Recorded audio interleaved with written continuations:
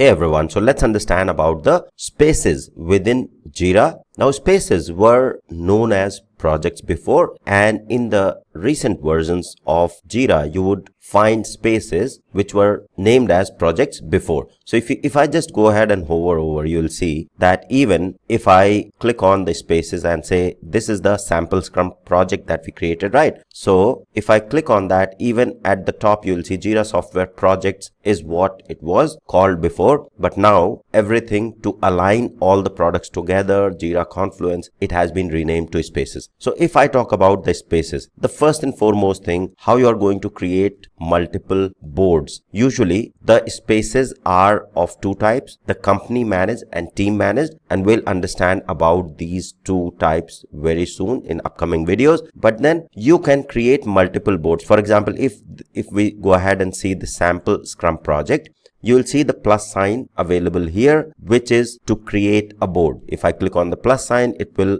give you a pop-up to create a Scrum or Kanban board accordingly for this project. But then this second one is the web app, which is RCV Academy web app. This is the team managed, and in team managed project, you can't have multiple boards. So that's the basic difference. Now let's understand about the space navigation, some of the important aspects about the space. So let's go to the company managed project, and as soon as you will click, say for example, I click on the RCV Academy web app, it will open the project area or the space area in the right hand side. If I go to the sample Scrum project, let's open this one, and let me minimize this sidebar here. So this is the overall. So whichever board will be there associated for that space will be listed, and first tab of the project is the summary tab, which will show you the summary of that overall space. What is the work item, how many work items are there, how many of them are completed, updated, due soon, created, etc. And you will be able to see the overall status, view the recent activity, and lot more other details around the priority, type of work, reporting, etc. So a quick summary and highlight of the project will be shown in the summary tab. Now if you are coming from the old Jira or you have some experience with previous Jira version, all of these project features were in the left hand side menu. Now this has been moved to the top, so everything about project is now more aligned and more user friendly. So summary is all about the summary. Then you have the timeline. So timeline will show you the overall timeline or the Gantt chart view of the work that is happening within this space or project. In the timeline, you can update the timeline to the current date, to the week, to the months, or you can view up to the quarter level as well. Okay. And then if I go ahead and see this little icon, you can collapse and expand the timeline view here. Then if we go back at the top, you will have the backlog. Backlog tab will show you, or this screen will show you all about your project backlog. For example, you will be able to see the current sprint and then the remaining work in your project. So in the backlog section, you will see all the remaining work or the work item that haven't been started yet displayed in the backlog. Active sprint, because this is the agile software development project and this is the Scrum board. So active sprint will show you the current work that is happening in the sprint cycle. So maybe your sprint is 2 weeks or 3 weeks, depending on that, whatever is in progress or whatever has been planned in the current sprint will be shown on the active sprint. And the board that you see in the active sprint is the board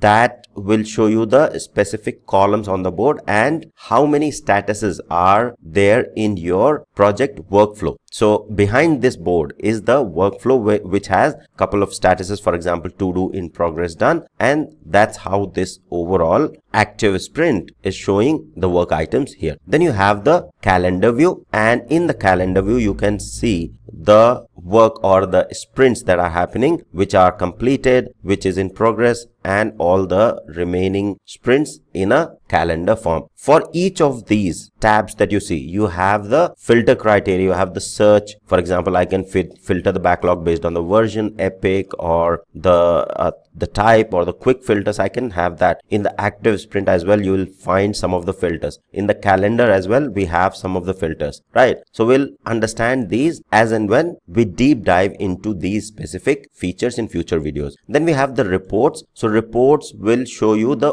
overall report capabilities that are there in Jira for specific project tracking and reporting. So if you go to the report, so looks like there is some issue while loading the report. It's going ahead, but then overall once the report loads, you will be able to see the status of the current project along with lot of other features. For example, if you will see work item by status, lot of pie charts will be available, and then you can customize the report as well, which will cover in the reporting section. Okay, then we have the list. So if we talk about the list, it will show you the work items based on the list or list view. I can group based on different attributes, for example, the priority for the affected version, assignee, created, etc. So I can view the work items based on the list. Then we have the forms, very important feature. If you want to collect and track any work request from your vendors, from your team, from your other stakeholders, you can use the forms feature, create the form, and then collect and track the requests. And this form you can create and share with other members within your project, within the stakeholder or with the stakeholders, and they can simply use this form to request for any work item that needs to be fulfilled. Then you have the more tab here, and if you go to more, you have the goals, so you can align whatever work is happening in the project. So for example, in agile software development, with every sprint there is a goal, what exactly you want to achieve in that specific sprint. Now goal on a high level or for a project level, there are goals defined as well. For example, your KPIs at a high level. So you can define your KPIs for a specific project or multiple projects and then link those goals in the goals section here for the project. Then we have the components. So if say for example, I want to enable components. So components are used to group the work item within your project into different functionality. For example, a UI functionality, a UI user story, a UI feature, or a database feature, or a middleware feature. Accordingly, you can define those components and tag the work item in your project to the components. So components can be created and then you can link your Jira issues accordingly to track issues based on the component. Then if you go back further, we have covered the form, list, goals, the development. So code and development are now merged. So everything in the code is now merged into development. So if we go to development, development is more for the QA, SDETs and the software developers that are actually building the application. So QA is doing the test automation and maybe agentic AI development and QA workflow designing, which also requires or which also has the code. Then developer will be writing the real code to build the application. So what are the work items these QA and developments are working? What is the pull request cycle time? So anything with the development, with the overall development cycle, you can connect the GitHub repo or the GitLab or Bitbucket, whichever tool you are using to manage the code repo. You can use or link it here and manage all of the development activity happening in this specific space right in the development tab. Okay, if we go further, so code is again, as you can see, code has been moved to development, so don't need to worry about that. Then we have the releases. This is for the release managers. When you are developing, when you are creating the product or project, then you want to release it to the production as well. So releases help you to tag the work item into a specific release and then manage the release or deploy the release to the production so that end users and customers can access your products and features. So releases are used to create the versions, tag the work items that you are working in those versions, and then finally do the releases of the work item that has been completed in couple of sprints, or say you do releases after every 2 sprints or 3 sprints. You can manage with the releases here. Then we have the archived work items, so which is for the work item that have been archived. It will be shown here. And then we have the docs. So docs is the place wherein all your project related document will sit. For example, I can go ahead and integrate or connect with Confluence. So Jira and Confluence go hand in hand. So your project documentation can sit in Confluence and I can go ahead and straight away have the Confluence documentation right within my project in the doc section. So I do not have to go back and switch back and forth